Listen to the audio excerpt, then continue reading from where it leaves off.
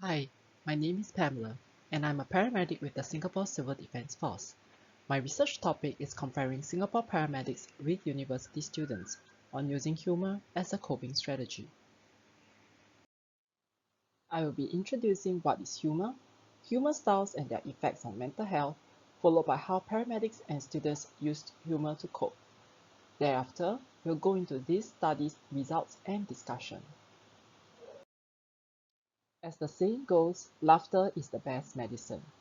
Humor is a form of amusement by saying something ridiculous or silly.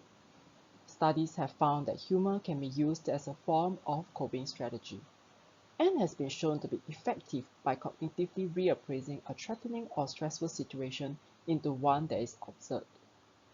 This creates a distance from a negative event and makes it seem less distressing. There are various benefits to humor.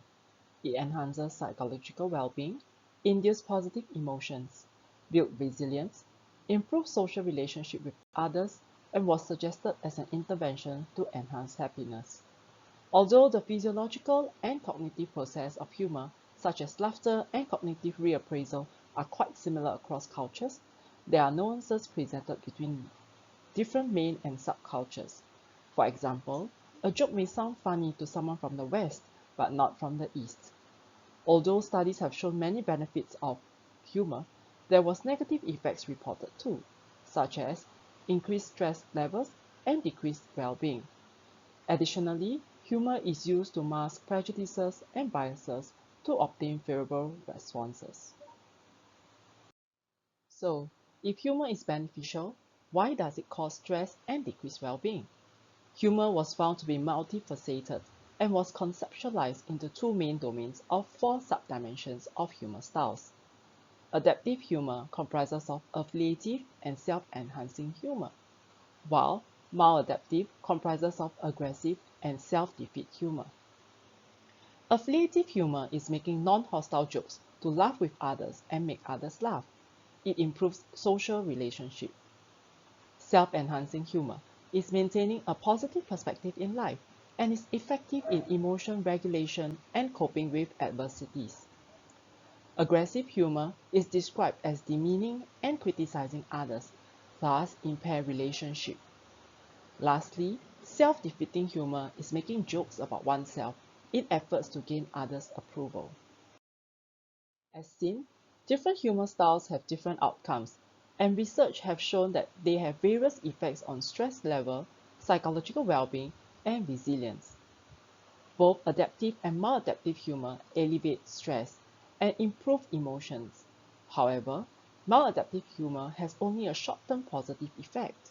Inappropriate usage of maladaptive humor may be a stressor itself, such as trying very hard to gain approval from others and worry about it. Psychological well-being is described as a positive human functioning that is associated with many positive health benefits and leading a meaningful life. There is a positive link between adaptive humor and psychological well-being, and negative link for maladaptive humor. Specifically, humor enhances a person's ability to manage stresses with available resources, thus improve and sustain positive effects. Resilience is the capability to recover from and flourish in adversities. Adaptive humor enhances resilience. Specifically, there was a positive link between self-enhancing humor with resilience. Affiliative humor in a collectivistic culture mediates and enhances resilience too. Resilience also acts as a mediator between adaptive humor and positive well-being. Needless to say, maladaptive humor diminishes resilience. My paramedics colleagues and I from Singapore Civil Defence Force encounter various stresses at work, such as ensuring safety, managing the patient and the public, witnessing death and major illnesses. Paramedics usually joke backstage, away from the public, because using humor openly in our profession is considered unprofessional. Furthermore, paramedics do not share this humor with their non-working friends or family, as they may not understand the humor and find it offensive.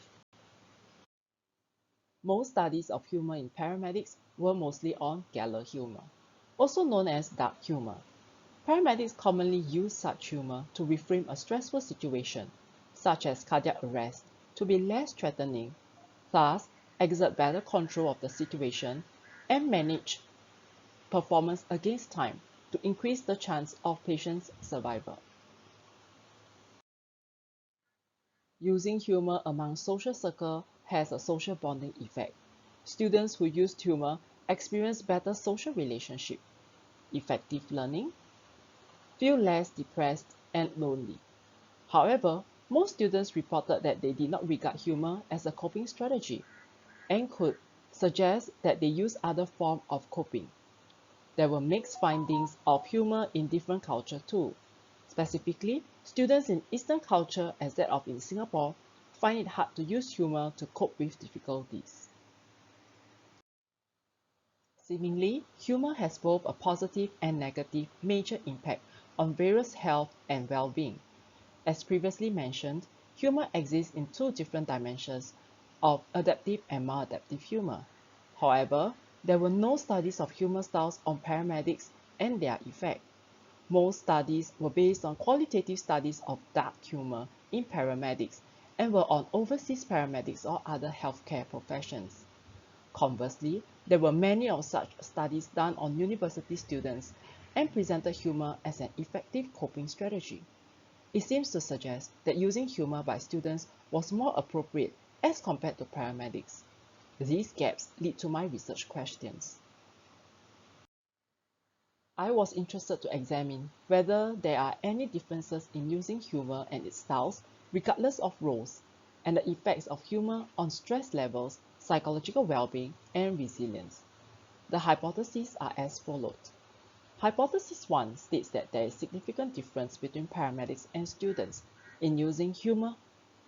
Hypothesis 2 states that there is significant difference between paramedics and students in humor styles. Hypothesis 3 states that adaptive humor displays significant decrease in perceived stress levels and increase in psychological well-being and resilience. Lastly, maladaptive humor displays significant increase in perceived stress and decrease in psychological well-being and resilience. A total of 248 responses were collected from this study. However, after cleaning up the data, only 35 students were matched in age and gender as closely as possible with 35 paramedics, which is a niche population in Singapore. There were a total of 70 participants of 30 females and 40 males. 4 measurements were used. The first measurement is the Human Style Questionnaire, which measures individual differences in the 4 domains. It has good internal reliability. It contains 32 items on a 7-point Likert scale, with 8 items measuring each of the 4 domains. Perceived stress scale is used to measure how one perceives stressful events in their life and how they cope. It is highly reliable and contains 10 items on a 5-point Likert scale. Reeves' psychological well-being measures 6 domains of psychological well-being.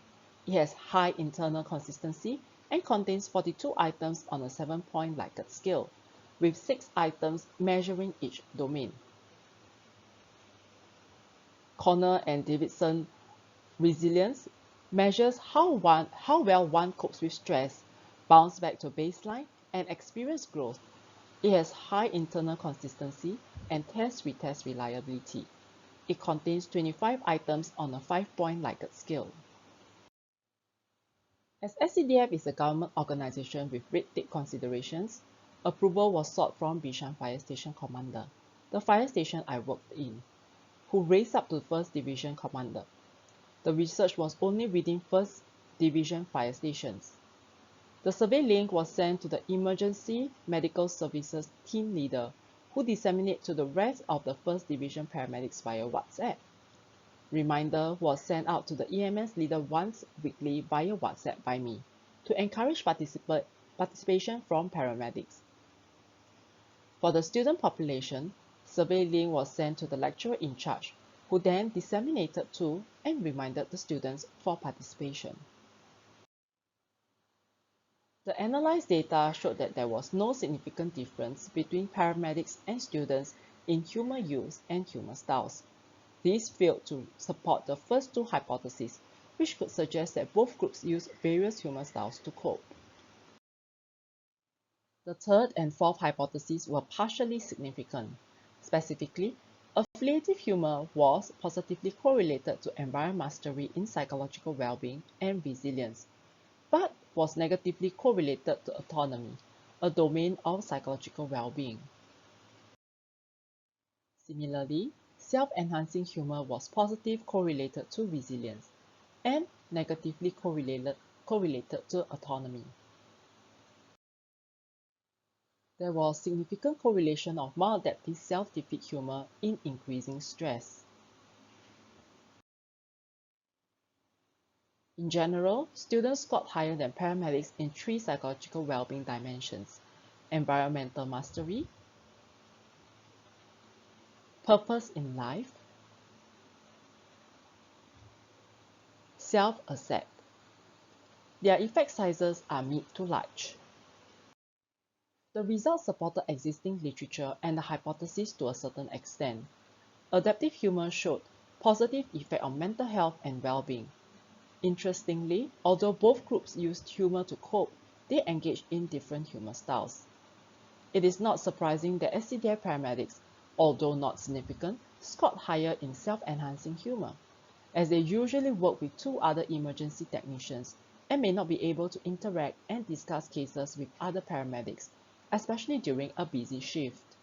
Furthermore, the environment and stresses encountered by paramedics are more extreme, from facing illnesses and death, which enables them to thrive in adversity.